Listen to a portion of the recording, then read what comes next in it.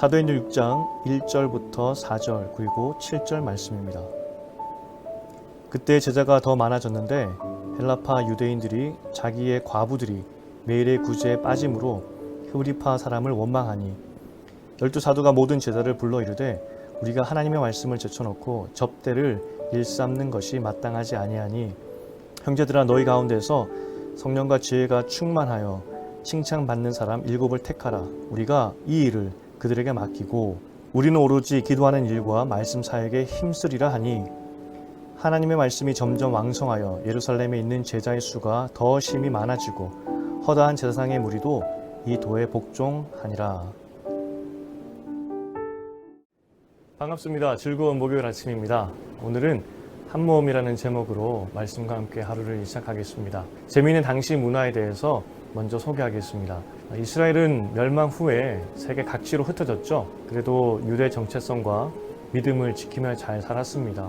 그리고 노년이 되면 이스라엘로 돌아가서 본토에 묻히기를 원했죠. 그런데 그러다가 남편이 먼저 죽게 되면 이런 경우 보통 아내가 과부의 몸으로 본토로 돌아오는 경우가 많았다고 합니다. 본문에 헬라파의 과부, 히브리파의 과부로 나뉘어져 등장하는데 어디서 왔느냐 이렇게 나뉜 것입니다. 이스라엘이 아닌 다른 나라에서 살다가 돌아온 여인들 혹은 팔레스틴 지역에서 이스라엘 본토에서 살다가 과부가 된 사람들 이렇게 나누게 된 것이죠. 사실 이렇게 두 그룹으로 나눌 필요가 있을까 싶을 겁니다. 우리 주변에 외국에서 살다가 외국 문화에 더 친숙한 분들이 있죠.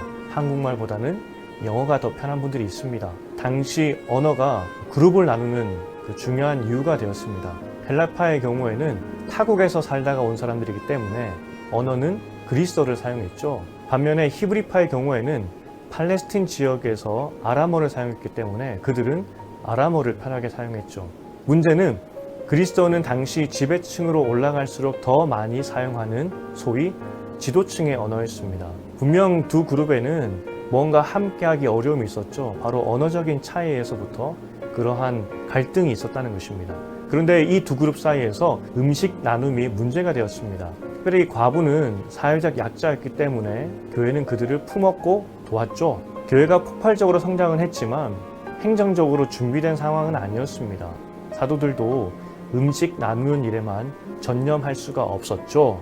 그러니 결국 이 음식 나누는 문제로 교회가 어려움을 겪게 됩니다. 성령의 강력한 역사로 교회가 폭발적으로 성장한 상황에서 음식 때문에 다툼이 일어나게 된 것이죠.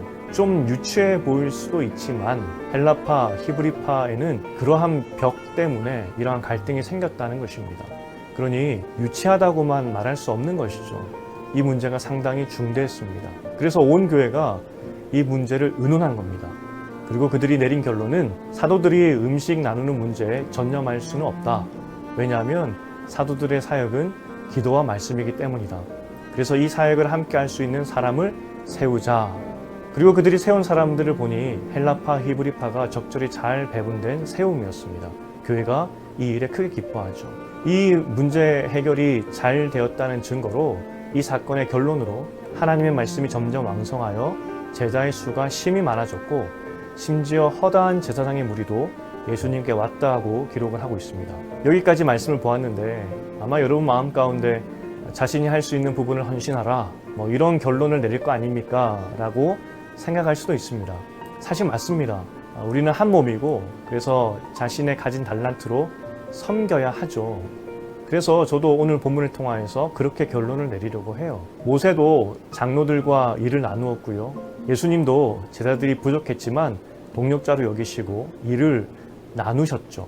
일을 나누는 것은 이상한 것이 아니에요. 하나님의 일하는 방식이죠.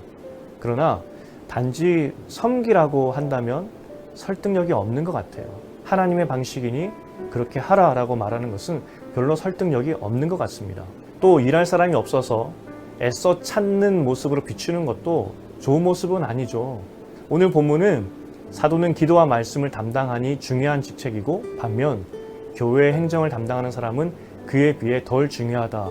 이런 메시지도 아니에요. 더구나 도움을 받아 생활하는 과부들은 열등하다. 그런 내용도 어디에도 없죠. 사도는 사도의 일이 있고 또 교회 돌보는 일에는 거기에 맞는 사람이 있다는 겁니다. 그런데 각자가 건강하고 기쁘게 그 사역을 할 때 그 사역을 또 존중할 때, 그래서 함께 교회를 세울 때 그 결과가 어떠한지 오늘 본문은 보여주고 있는 것이죠. 아까 결과가 뭐라고 말씀드렸죠? 하나님의 능력, 그 말씀이 왕성해지고 하나님의 교회로 사람들이 찾아오게 되는 그런 일들이 일어났다는 겁니다. 중요한 것은 그러한 내적 견고함이 외적 성장으로 이어졌다는 것이죠. 이전에는 헬라파, 히브리파가 나뉠 수밖에 없었지만 그 모든 장애물이 극복되고 예수가 머리 된 교회의 하나 됨, 그리고 성령의 다스림을 경험하는 그러한 곳으로 바뀌게 된 것입니다. 여러분, 교회가 살아야 여러분이 삽니다. 교회가 왜 이런 것을 해주지 않나요? 라고 생각할 때가 참 많은데, 어떤 주일학교 학부모님들은 왜 우리 교회 주일학교는 이런 것을 해주지 않나요? 그렇게 요청하는 분도 있고요. 작년부도 마찬가지입니다. 좋은 프로그램을 가져와서 사용하면 분명 도움이 될 거예요. 그러나 프로그램의 문제가 아니죠. 구성원들이 하나님의 몸을 세우기 위해서 함께 애쓰지 않는다면 교회는 건강할 수가 없다고요. 교회는 학원이 아니에요. 여러분이 헌금을 냈기 때문에 이런 것 해주세요, 그렇게 바라고 구할 곳이 아니라는 겁니다. 만약 그런 자세라면 헬라파, 히브리파 구분 짓는 어리석음을 범하는 것과 똑같다는 것이죠. 여러분, 교회가 무엇인지 다시 한번 생각해 봐야 돼요. 교회는 함께 만들어가는 곳입니다. 전혀 일면식도 없던 사람이 모여서 하나님 안에서 몸이 된 것이죠. 그러니 얼마나 어려움이 많겠습니까? 그러나 포기하지 말 것은 이 공동체가 건강할 때 내가 건강해진다는 것입니다. 단지 교회를 위해서 헌신하라고 여러분에게 말하고 싶지 않아요. 우리가 왜 교회에 헌신해야 되냐면 교회가 건강할 때 우리가 건강하기 때문에, 그러한 이유로 건강한 공동체를 위해서 애쓰자라는 그런 의미가 되겠죠. 오늘 여러분에게 도전드리고 싶은 것은 교회를 건강하게 하기 위해서 여러분에게 한 가지 일을 부탁드리고 싶어요. 같은 조, 또 지체, 혹은 단톡방에 부족하지만 이 설교를 공유해도 좋고, 아니면 여러분들이 은혜 받았던 한 구절의 메시지를 나누어도 좋고요. 어떤 방법이든지 함께 화이팅을 외치는 그런 메시지로 하루를 시작했으면 참 좋겠어요. 오늘도 주 안에서 승리하세요 라는 그런 메시지를 보낼 때 이 작은 애씀이 결국 우리 모두를 살리게 된다는 것이죠. 우리 다 함께 기쁨으로 주님의 몸된 공동체를 세워갔으면 좋겠습니다. 그래서 우리 공동체를 통하여서 우리 모두가 다 건강해지는 그러한 일들이 있으면 참 좋겠습니다. 함께 기도하시겠습니다. 하나님 아버지, 우리를 한 가족으로 부르시고 한 몸을 이루라고 하신 명령을 다시 묵상했습니다. 주님의 몸이 건강할 때 우리도 건강할 수 있음을 기억하게 하시고, 주님의 몸의 건강을 위해 애쓰는 우리가 되게 하여 주시옵소서. 얼굴을 볼 수 없지만 서로 돌아보며 격려하는 우리가 되게 하여 주시옵소서. 그래서 이 모든 것을 마치고 함께 이겼다는 기쁨이 우리 안에 있게 하여 주시옵소서. 예수님 이름으로 기도합니다. 아멘. 오늘 함께 기도하실 제목은 주님의 몸된 교회로 나를 불러주심에 감사하게 하소서. 오늘 한 지체에게 주님의 마음으로 사랑과 위로를 전하게 하소서. 함께 기도하시겠습니다. 됐네? 시작? 예.